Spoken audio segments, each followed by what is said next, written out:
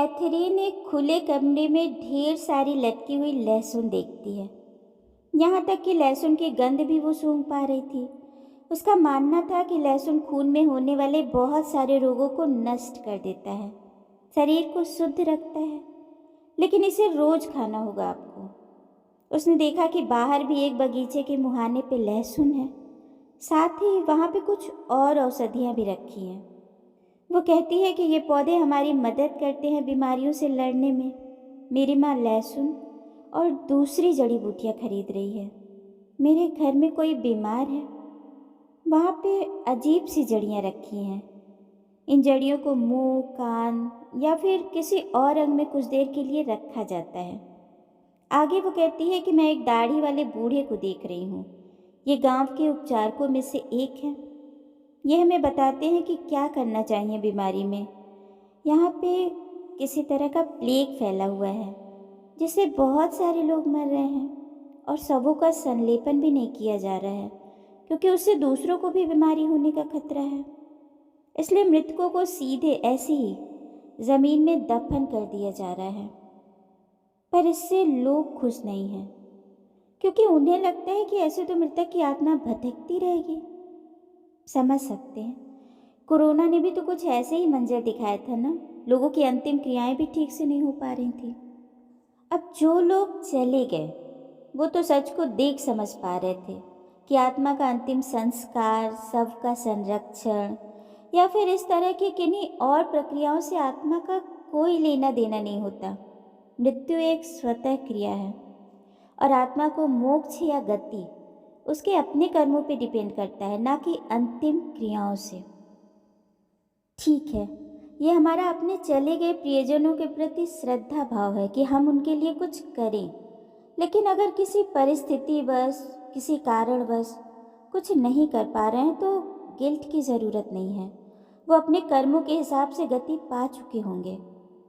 अच्छा सोच के देखिए ज़रा, अगर कोई आत्मा बहुत गलत किस्म की है, जीवन भर उसने गलत गलत काम किया और उसके जाने के बाद अगर उसके प्रियजन उसका अंतिम संस्कार बहुत अच्छे से करते हैं, पूरे रीति रिवाज के साथ, तो क्या उसे सद्गति मिलेगी या मिलनी चाहिए? नहीं ना। उसने अपनी जगह अपने कर्मों से पहले ही डिसाइड कर रखी थी। इसलिए ज़्यादा ग्लानि नहीं रखनी चाहिए मन में। अपनी गति, अपना स्थान मृत्यु के बाद नहीं बल्कि जीवन में रहते हुए हम खुद बनाते हैं। खैर, कैथरीन आगे कहती है कि इस महामारी में बहुत से लोग मर रहे हैं, जानवर भी मर रहे हैं। ये बीमारी बाढ़ और पानी के कारण से हो रही है। मुझे भी पानी की वजह से कोई बीमारी हो गई है। ये आंत और आमाशय से जुड़ी हुई बीमारी है। इससे पेट बहुत दर्द होता है। इसकी वजह से शरीर से बहुत सारा पानी बाहर निकल जाता है। मेरे साथ भी यही हो रहा है। पानी की कमी को पूरा करने के लिए हम जितना पानी पी रहे हैं, बीमारी उतनी ही बढ़ती जा रही है। मेरे पिता पहले ही मर चुके हैं और मेरा भाई भी बहुत बीमार है। समय में थोड़ा और आगे बढ़ती है तो देखती है कि जमीन सूखी और बंजर है। अब ये कैथरीन की मृत्यु का क्षण है। उसके भाई की मौत हो चुकी है और अब वो खुद को थोड़ा सा पहले से बेहतर महसूस कर रही थी, लेकिन दर्द अभी बना हुआ है। आगे कहती है कि मुझे आसपास कोई पहाड़ नज़र नहीं आ रहा, सिर्फ ज़मीन है, वो भी बहुत सपाट और सूखी हुई। मैं एक घास भरे हुए गद्दे पे लेटी हूँ जिसके ऊपर खूल चढ़ी हुई है। बीमार हूँ। लहसुन और दूसरी जड़ी बूटियाँ अब आराम नहीं पहुँचा पा रही हैं। जल्द ही कैथरीन का शरीर मृत्यु के आगोश में चला जाता है। फिर वही शरीर के ऊपर तैरना, चिर परिचित प्रकाश की ओर खींचना, किसी के आने का इंतज़ार। लेकिन अचानक ही कैथरीन का सिर अपनी ही जगह पे इधर उधर होने लगता है, जैसे कभी दाएं कोई चीज़ देख रही हो, सुन रही हो, फिर बाएं गर्दन घुमा के कुछ सुनने का प्रयास करती है, जैसे दोनों तरफ उसे कुछ दिखाई दे रहा था। अब उसकी आवाज़ भारी और तेज हो गई। वो कहती है कि उन्होंने मुझे बताया है कि वहाँ बहुत से देवता हैं, क्योंकि हम सब में ईश्वर है, हमारे सभी के अंदर ईश्वर है। अब उसकी आवाज़ से, संदेश से डॉक्टर विज भाप तो गए थे कि ये कैथरीन की आवाज़ नहीं है, बल्कि कोई और उसके थ्रू बोल रहा था। ये मध्यावस्था के संदेश थे जो देवात्माएं डॉक्टर विज को देना चाहती थी। आगे जो कैथरीन ने कहा उस पर डॉक्टर विज कहते हैं कि मैं लगभग स्तब्ध बन गया था। ऐसा लग रहा था जैसे मेरे फेफड़ों से किसी ने हवा निकाल ली हो। अब ये संदेश क्या था, इसे मैं कैथरीन के शब्दों में ही एग्जैक्ट रखना चाहूँगी। वो कहती है कि आपके पिता यहाँ हैं। लगा ना झटका? वो पिता जो सालों पहले, बहुत साल पहले मर चुके हैं, वो यहाँ हैं, कमरे में, डॉक्टर विज के ऑफिस में। ये कैसे संभव था? खैर, वो आगे कहती है कि आपका बेटा भी है, वो एक छोटा सा बच्चा है। आपके पिता कह रहे हैं कि आप उन्हें जान जाओगे क्योंकि उनका नाम एवरॉम है और आपकी बेटी का नाम भी उन्हीं के नाम पे है। और हाँ, उनकी मौत हृदय रोग के कारण हुई थी। आपकी बेटी का दिल भी महत्व रखता था क्योंकि वो चूजे की तरह पीछे की ओर था। उसने अपने प्रेम के कारण अपनी बड़ी कुर्बानी दी थी। उसकी आत्मा बहुत उच्च स्तर की है। उसकी मौत ने उसके माता पिता का कर्ज उतार दिया। साथ ही वो आपको ये दिखाना चाहता था कि ये दवाएं कुछ ही दूर तक साथ दे सकती हैं, उनका प्रयोजन बहुत सीमित होता है। इतना कह के कैथरीन चुप हो जाती है। कमरे का वातावरण काफ़ी ठंडा हो गया था, बिल्कुल बर्फ जैसा। डॉक्टर विज का दिमाग अब सुन्न पड़ जाता है। ये क्या कह रही है कैथरीन? और ये मेरे पिता और बेटे के बारे में कैसे जानती है, जबकि इन दोनों की मृत्यु तो बहुत पहले हो चुकी है। और कैथरीन को इतनी पुरानी बातें, और वो भी वो बातें जिसे आज तक मैंने किसी से जिक्र ही नहीं किया, कैसे जानती है वो? और वो भी एकदम सही जानकारी। भरोसा नहीं हो पा रहा था डॉक्टर विज को अपने कानों पे। उनके पिता का नाम, उनके बेटे की बीमारी, दवाओं के विषय में उनकी सोच, उनके पिता की मौत कैसे हुई, उनकी बेटी का नाम, ये सब कुछ कैथरीन कहीं से जान ही नहीं सकती थी, पर बता तो रही थी, वो भी बिल्कुल सच। अब डॉक्टर विज बड़बड़ा के कहते हैं कि कौन कौन वहाँ है? तुम्हें कौन ये सब बातें बता रहा है? कैथरीन का जवाब था, देवात्माएं। देवात्माओं ने मुझे बताया, और उन्होंने ही मुझे बताया कि मैं 86 बार शरीर अवस्था में जी चुकी हूँ। इसके बाद कैथरीन की सांसें धीमी हो गई और उसके सिर का इधर उधर लुढ़कना भी बंद हो गया। डॉक्टर विज की सारी पढ़ाई धरी की धरी रह गई। जब कैथरीन ने उनके बारे में सब कुछ सच बताया तो उसका ये कहना कि उसने 86 बार पुनर्जन्म लिया है, ये भी सच होगा। अब फिलहाल डॉक्टर विज अपने ही उधेड़बुन में फंस चुके थे। उनके पहले बेटे एडम की मौत 1971 में हो चुकी थी और तब वो मात्र 21 दिन का था। उसके जन्म के 10 दिन बाद उसे अस्पताल से घर लाया गया। कुछ दिन बाद ही उसे सांस लेने में तकलीफ होने लगी, लगातार उल्टियाँ भी हो रही थी।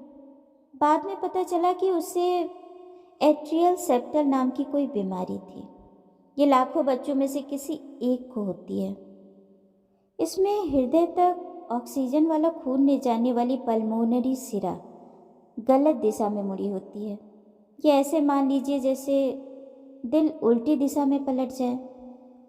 ऐसे केस बहुत दुर्लभ देखने को मिलते हैं और एडम उन्हीं दुर्लभ बच्चों में से एक था। हार्ट सर्जरी हुई पर कोई फायदा नहीं। कुछ ही दिनों बाद उसकी मौत हो गई। उसकी मौत से पूरा परिवार सदमे में चला गया था। डॉक्टर विज की आशाएं, सपने सब टूट चुके थे। मेडिसिन के क्षेत्र में वो कैरियर बनाना चाहते थे। पर एडम की मौत की वजह से दवाओं के प्रति उनके मन में आक्रोश हो गया था कि चिकित्सा विज्ञान ने इतनी तरक्की कर ली, इतनी कारगर दवाओं का निर्माण हो चुका है, फिर भी एक नन्हे से बच्चे को नहीं बचाया जा सका। मेरा बच्चा मर गया। मैं खुद एक डॉक्टर हूँ और अपने ही बच्चे को नहीं बचा पाया। ये दवाएं, ये तकनीकी आखिर किस काम की? उस समय तो उन्हें सब कुछ व्यर्थ लगने लगा था। खैर, इसी बात को कैथरीन ने कहा था कि आपके बेटे का दिल बहुत महत्व रखता था, क्योंकि वो चूजे की तरह पीछे की ओर था। बिल्कुल सही थी वो। एडम का दिल उल्टी दिशा में मुड़ा हुआ था, लेकिन डॉक्टर विज ने तो इस बात का जिक्र अपने कार्यक्षेत्र में किसी से किया ही नहीं था। फिर कैथरीन कैसे जानती थी? अब कैथरीन उनके पिता के बारे में भी बताती है कि उनकी मौत हृदय रोग के कारण हुई थी और आपकी बेटी का नाम भी आपके पिता के नाम पे ही है। आपके पिता का नाम एवरॉम था। ये बात भी बिल्कुल सही थी। 1979 की घटना है जब उनके पिता को पहली बार हार्ट अटैक आया था। हालांकि आघात को तो वो सह गए थे, पर हृदय की दीवारों को बहुत क्षति पहुंची थी, जिस कारण 3 दिन बाद ही उनकी मृत्यु हो गई। उस समय उनकी उम्र 61 साल थी। उनकी मृत्यु के 4 महीने बाद ही डॉक्टर विज की बेटी का जन्म हुआ और उसका नाम भी उसके दादा के नाम पे, यानी डॉक्टर विज के फादर के नाम पे रखा जाता है, एफ रोम। कैथरीन के द्वारा दी गई सारी जानकारी बिल्कुल सत्य थी। अच्छा, डॉक्टर विज खुद एक डॉक्टर थे, तो उन्हें लगता था कि साइंस ने बहुत तरक्की कर ली है, तकनीकी और दवाओं की मदद से रोगों को ठीक किया जा सकता है। लेकिन जब एडम की मौत हुई तो दवाओं से चिढ़ सी हो गई थी उन्हें कि सब बेकार है, इन सब से कुछ नहीं होता। होता होता तो क्या मेरा बच्चा ठीक नहीं हो जाता? अब कैथरीन का ये कहना कि वो आपको ये सिखाना चाहता था कि दवाएं कुछ ही दूर तक साथ दे सकती हैं, उनका प्रयोजन बहुत सीमित होता है। यानी देखे तो वो डॉक्टर विज को कुछ सिखाने के लिए आया था। उस आत्मा ने वो मैसेज दिया, कार्य पूर्ण किया और फिर वापस लौट गई। वाकई कितनी उच्च स्तर की आत्मा थी वो धरती पे आई ही इसीलिए थी कि डॉक्टर विज को जो थोड़ा सा चिकित्सा विज्ञान को लेकर अहम था उसका सही आकलन करा सके। निस्संदेह चिकित्सा जगत ने बहुत तरक्की की है, पर इसकी अपनी एक सीमाएं हैं। इनसे मृत्यु को नहीं टाला जा सकता, वरना किसी डॉक्टर की तो मृत्यु होनी ही नहीं चाहिए थी। पर मरते तो डॉक्टर भी है ना। अब इसका मतलब ये नहीं समझिएगा कि सब बेकार है। बेकार कुछ भी नहीं है, बस एक सीमा है। हम सब प्रकृति के नियमों से बंधे हैं। भौतिक चीज नष्ट होगी ही, कोई नहीं रोक सकता। खैर, एडम की मृत्यु के 1 साल बाद उनके दूसरे बेटे जॉर्डन का जन्म हुआ। जॉर्डन का जन्म उनके परिवार के लिए मरहम की तरह से था। समय की गर्त में चीज़ें धीरे धीरे धुंधली होती चली गईं, लेकिन कैथरीन ने उन यादों को दोबारा ताज़ा कर दिया था। इस घटना से डॉक्टर विज को एडम के जन्म लेने का उद्देश्य पता चला और साथ ही ये भी कि वो कहीं गए भी नहीं हैं, बल्कि आज भी वो हमारे साथ हैं, हमें गाइड कर रहे हैं। लेकिन दिमाग में तो कई सारे सवाल अब भी चल रहे थे। क्या सच में 86 पुनर्जन्म ले चुकी है कैथरीन? देवात्माएं सच में होती हैं? क्या हमारे जीवन उन आत्माओं द्वारा निर्देशित होता है जिनका कोई भौतिक शरीर नहीं होता? और ये आत्माएं महान ज्ञान की धारक होती हैं। क्या ईश्वर है और उसे पाया जा सकता है? क्या मेरे पिता और बेटे अभी भी जीवित हैं? तो क्या वास्तव में वो कभी मरे ही नहीं थे?